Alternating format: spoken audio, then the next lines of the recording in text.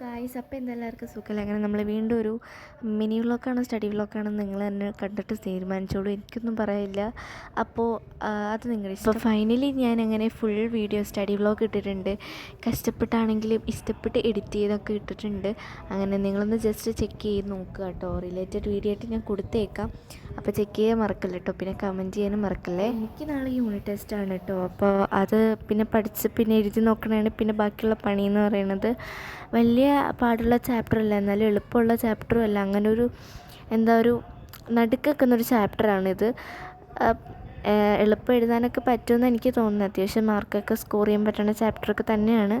പിന്നെ അതിൽ കുറച്ച് മഞ്ഞ ബോക്സ് ഉണ്ടല്ലോ, അതൊക്കെ ഇരുന്ന് പഠിക്കാമെന്ന് വിചാരിച്ചു. പറയാൻ പറ്റില്ല എവിടെ നിന്നൊക്കെയാണ് ക്വസ്റ്റ്യൻ വരുന്നതെന്ന്. പിന്നെ എനിക്ക് സൈലത്തിൻ്റെ ക്ലാസ് ഉണ്ടായിരുന്നു, റിവിഷൻ ക്ലാസ്. 2 സബ്ജക്റ്റ് 2 ചാപ്റ്റർ വെച്ചിട്ടുണ്ടായിരുന്നു. പക്ഷേ എനിക്ക് ആകെ ഒന്നേ കാണാൻ പറ്റില്ല. മാത്സ് കണ്ടപ്പോൾ തന്നെ തലയ്ക്കൊരു അടിയിട്ടിയ അവസ്ഥയായിരുന്നു.